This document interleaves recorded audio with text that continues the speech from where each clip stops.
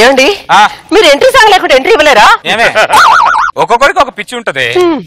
ఆర్పి గారికేమో కాలు కొట్టడం పిచ్చి, రోజా గారికేమో నాగబాబు గారి భుజం మీద కొట్టడం పిచ్చి, మన రష్మికేమో మల్లెమాల చెక్కంటే పిచ్చి, నాకేమో ఎంట్రీ సాంగ్ అంటే పిచ్చి.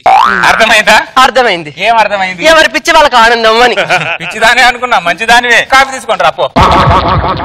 ఏమా ఇదే పెద్ద క్వశ్చన్, దానికి ఇంకో క్వశ్చన్ లో ఒకటి. దానికి టీవీలో ఏం వస్తుంది? సల్మాన్ ఖాన్ బాడీ భలేగుంటుంది కదండి. అంటే నా బాడీ బందర్ బస్ స్టాండ్ లో ఉంటదని. Bandar bus stand. నేను ఇది కామన్ గా ఉన్నానండి. కామన్ కాలేదే, నువ్వు కావాలని అన్నావు. నువ్వు కామంతో అనింది. అదే చూడు అక్కడ. నీకు ఛాన్స్ ఇస్తే సల్మాన్ ఖాన్ తో డాన్స్ చేసేలా ఉన్నావు నువ్వు.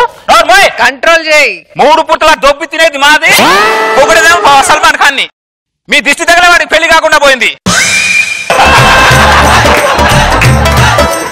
అది కాదండి. ఎవరిని చూసినా ఆ హీరో బాగున్నాడు, ఈ హీరో బాగున్నాడు అంటాడు, కానీ ఈ కమెడియన్ బాగున్నారు ఎవరన్నా అన్నారా మీరు? నవ్వించడానికేమో మీకు కమెడియన్ కావాలి, మీరు కలవడానికేమో హీరోలు కావాలి. విధి సహకరించక ఎవరెవరో చేసుకుంటున్నారు, కానీ విధి సహకరిస్తే అందరు హీరోలు ఇంటి ముందు లైన్ కడతారు. మీరు అబ్బో మీరు పొగట్లేదా? అనుష్క బాగుంది, రేష్మి బాగుంది, ఇలియానా బాగుంది, తమన్నా బాగుందని పొగుడుతామే. ఫ్రెండ్స్ దగ్గర పొగుడుతాం, లేకపోతే పోలీస్ దగ్గర పొగుడుతాం. ఇలా పిల్లల దగ్గర పొగడమే.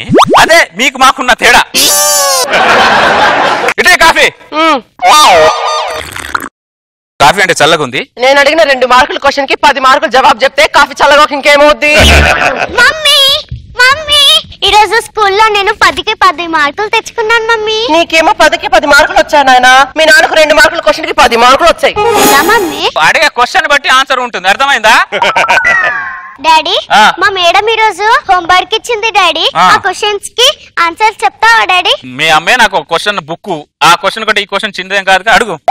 డాడీ ఫస్ట్ క్వశ్చన్, ప్రపంచంలో ఎక్కువ ఆహారం తీసుకునే జంతువు ఏది నాన్న? మీ అమ్మే. రై.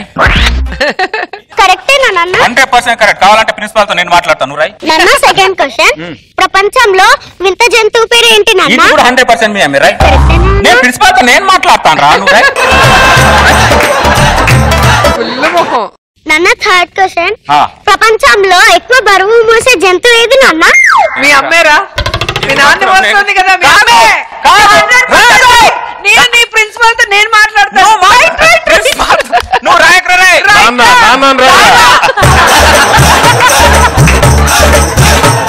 ఈ బరువు మోసేది మాత్రం నేనేరా. నాన్న ఎక్కువ బరువు మోసేది గాడిద కదా నాన్న? అయితే మీ నాన్నే. గాడిదకు నాకు తేడా ఏముంది? పెళ్లి కాకముందు గాడిదని చూసి జాలి పడేవాడిని, ఏంటి దీని బతుకు అని. పెళ్ళైన తర్వాత అదే గాడిద నన్ను చూసి జాలి పడుతుంది, ఏంటి ఇది బతుకు అని. వాటే పెట్టి క్వశ్చన్ అడుగు ఏంటో. నాన్న ప్రపంచంలో విశ్వాసం లేని జంతువు పేరు ఏంటి నాన్న? ఇది 100% మీ అమ్మే. రాయాసి మీ నాన్నరా. అమ్మేరా. నువ్వు రాయ్. నాన్నరా. మేడం ఒక కన్ఫ్యూజ్ చేస్తారు మమ్మల్ని. నాన్న అమ్మంటే ఎందుకు అంత ప్రేమ నాన్న మీకు? ప్రతి క్వశ్చన్ కి అమ్మ పేరే చెప్తున్నారు. అరే తింగరోడా, నేను ఒకలా చెప్తే ఇంకోలా కనెక్ట్ అవుతున్నావు. దరిద్రుడా నువ్వు. ఏం చేస్తున్నావు నువ్వు?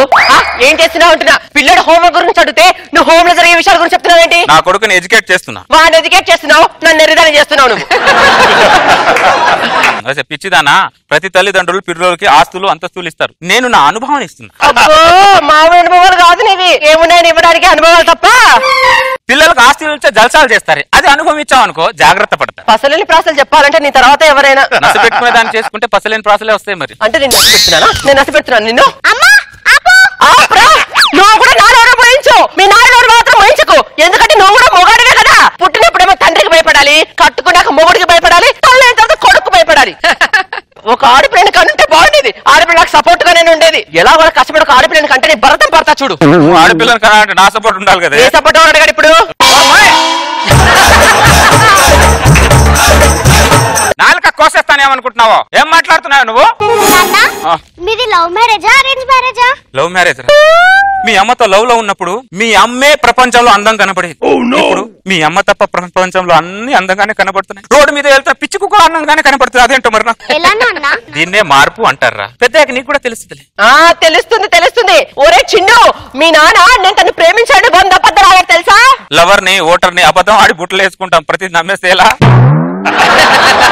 అరే చిన్నో, నేను పెళ్లికి ముందు డాక్టర్ అవ్వాలనుకున్నాను రా. పెళ్లి చేసుకున్న తర్వాత పేషెంట్ అయ్యా. నువ్వు నాలా కాకుండా పెళ్లికి ముందే డాక్టర్ అవ్వాలరా. కాదు, నువ్వు కలెక్టర్ అవ్వాలరా చిన్ను. నువ్వు డాక్టర్ అవ్వాలరా. నువ్వు కలెక్టర్ అవ్వాలని చెప్పారా? డాక్టర్ అవ్వాలని చెప్పారా?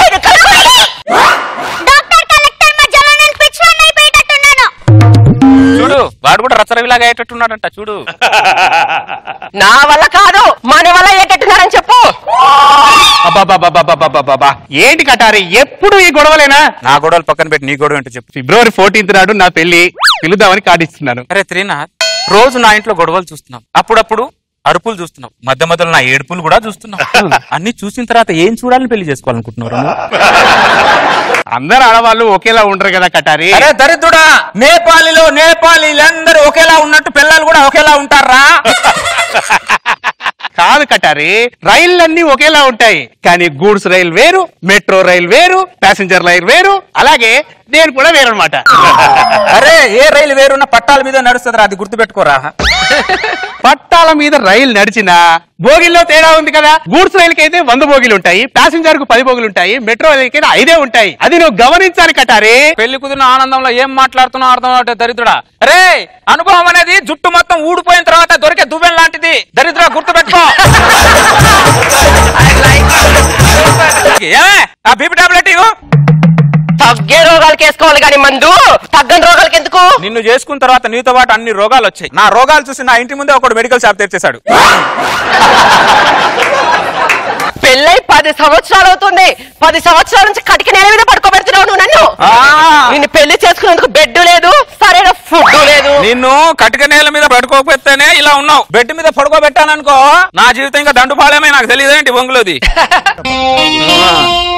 వాడేడి చిన్నాడు? పక్కింటి సరోజ గారి దగ్గర పడుకోబెట్టాను. ఇక్కడ ఏమైందంట?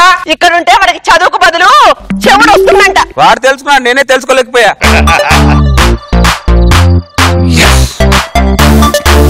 ఈ ఇద్దరిని 10 సంవత్సరాల నుంచి గమనిస్తున్నా. ఇద్దరు కిలోమీటర్ దూరంలో పడుకుంటారు. ఈ ఇద్దరికి ఆ పిల్లగాడు ఎట్లా పుట్టిండో నాకు ఇప్పటికీ అర్థం కాదు. నేనేమో నా పిల్లని దగ్గర అనుకుంటా, నాకేం పిల్లలు పుడతలేరు. ఏందో దేవుడు అంతా వింత వింతగా చేస్తుంటాడు.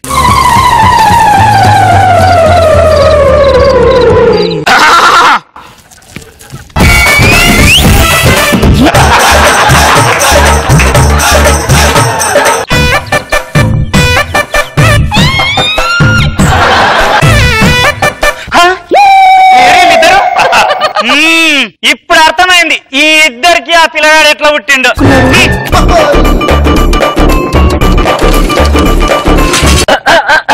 నార్మల్ మనిషా పశువా పడుకో. ఎప్పుడు ఇంటే మూడు వచ్చినప్పుడేమో ముంతాజ్ బేగం అంటారు, మూడు లేనప్పుడేమో ఫాతిమా బేగం అంటారు.